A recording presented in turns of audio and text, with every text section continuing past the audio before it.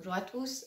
Alors aujourd'hui, j'avais envie de vous partager un témoignage que m'a écrit Charlotte 15 jours seulement après sa séance. Donc c'est une séance qui est publiée sur ma chaîne YouTube, c'est la séance numéro 60. Il est important pour moi aujourd'hui de vous en faire part parce que ça donne une certaine image de la métabolisation. Donc la métabolisation, c'est en fait la façon dont toutes les informations qui ont été vues en séance vont s'intégrer dans votre réalité.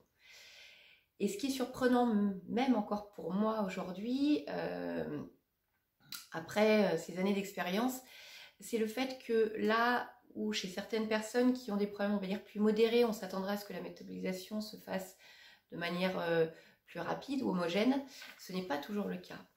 Et c'est ce qui s'est passé pour Charlotte, car Charlotte, elle a plutôt des problèmes très importants depuis l'enfance, et sa métabolisation a été extrêmement rapide. Donc toujours de bonnes surprises. Donc je vais vous lire aujourd'hui son témoignage. Je vais chausser mes lunettes. Voilà, sinon je vous lirai une minute sur deux. Donc pour vous remettre dans le contexte, Charlotte elle souffre de ce qu'on appelle la dysmorphophobie, c'est-à-dire une vision erronée de son visage, de son corps. Elle m'expliquait que depuis toute petite, elle ne se reconnaissait pas. Et même enfant, lorsqu'elle se regardait dans le miroir, elle se faisait la réflexion de ne pas savoir qui était dans ce miroir. Au fur et à mesure du temps, les choses se sont aggravées. Ce qu'elle appelle ses troubles obsessionnels compulsifs par rapport à son corps se sont intensifiés.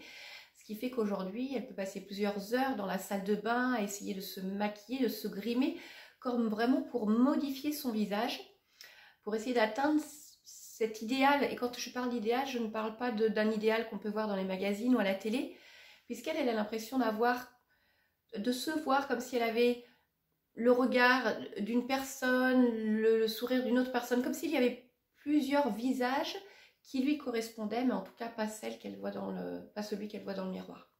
Donc des heures passées à la salle de bain pour réussir à enfin sortir de chez elle, sachant qu'ensuite le regard des autres est extrêmement compliqué à supporter.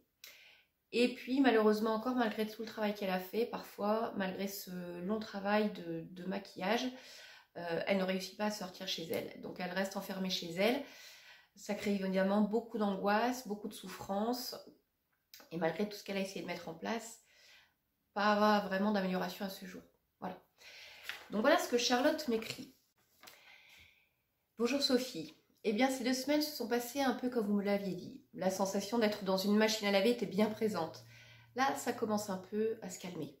J'ai été très fatiguée juste après la séance, je n'ai rien pu faire d'autre que d'aller dormir. Par contre, le soir, j'étais une pile électrique. Et comme je travaillais, ça tombait bien car ça m'a permis d'évacuer ce surplus d'énergie et de ne pas rester seule chez moi à cogiter la séance du matin. Ensuite, dans les jours qui ont suivi, beaucoup de fatigue dans la journée et des nuits avec peu d'heures de sommeil car trop d'énergie. Mais j'ai l'impression de tomber dans un sommeil plus profond, plus vite qu'avant. Et au fil des jours, j'ai l'impression qu'à mon réveil, je suis de plus en plus en forme. Je suis plus en forme qu'avant, comme si mon sommeil était beaucoup plus réparateur. Et énergétiquement, je sens que ça bouge, avec ces gros moments de fatigue et ces moments de surplus d'énergie. J'ai eu aussi des journées avec des nausées, sans appétit, et c'est encore le cas aujourd'hui. Mais tout ça a le mérite de me montrer que ça bouge, que quelque chose se passe. Alors j'accueille tout ça et je laisse couler. Dans les effets et sensations ressenties depuis la séance, et cela a été assez instantané puisque le soir même, je me suis fait la remarque. Je ne regarde plus mes mains et mes pieds comme avant. C'est vraiment bizarre. Ce n'est pas je trouve ces parties de mon corps belles ou moches, c'est que je ne me pose plus la question. Et ça, vraiment, c'est incroyable. Je les regarde et ça ne me fait rien. Pour ce qui est de mon visage, je ne peux pas dire que je l'aime et que je me trouve belle. Mais j'ai ressenti pour la première fois de ma vie une sensation aussi étrange que pour mes mains et mes pieds. C'était 2 ou 3 jours après la séance et ça m'a marquée. Après m'être démaquillée le soir, je me suis dit « Tiens, c'est bizarre, ça ne me fait rien de me regarder. Il n'y a rien qui me dérange, vraiment. Non, ça peut aller. » Et ça aussi, c'est vraiment incroyable. C'est même déroutant car ça ne m'était jamais arrivé de toute ma vie de me regarder sans que ce soit une angoisse, une souffrance, sans que je passe un temps incommensurable à bloquer sur moi devant le miroir. J'ai cette sensation nouvelle 1 jour sur 2 pour l'instant. Je trouve que c'est déjà vraiment incroyable d'avoir cette sensation-là 1 jour sur 2 aussi rapidement. Et ce qui me marque et me déroute aussi, c'est que je ne me compare absolument plus avec un idéal abstrait que j'avais en tête. Je me sens juste seule sur mon visage, ça fait du bien. mais ça fait aussi bizarre. C'est comme si je me reconnaissais mieux. C'est ce que je suis en train de faire, me reconnaître. C'est assez surprenant, je suis vraiment contente. Un autre ressenti aussi qui a été assez immédiat suite à la séance, 2 ou 3 jours après, et qui est assez déroutant, c'est qu'en sortant de chez moi, je ne suis plus angoissée par le regard des autres. Je ne me pose plus la question de savoir ce qu'ils pensent de mon visage. C'est vraiment très très étrange comme sensation. Je n'avais jamais encore ressenti ça. En 15 jours, il y a eu quelques petites rechutes, mais très légères. Et ce n'est pas du tout aussi intense qu'avant. Et je sens que je suis complètement remuée, que les choses vont et viennent, que ça bouge, ça se retourne, c'est en mouvance, mais je sens qu'il se passe beaucoup de choses. Et je n'en espérais vraiment pas autant en si peu de temps. C'est incroyable, Sophie, ce sont des années de souffrance qui sont en train de partir. Je ne saurais pas comment plus vous remercier qu'avec un énorme merci du fond du cœur. Vous et votre collaboratrice Stéphanie faites un travail formidable. J'ai encore du mal à croire et à réaliser que tout ce qui est en train de m'arriver est vrai.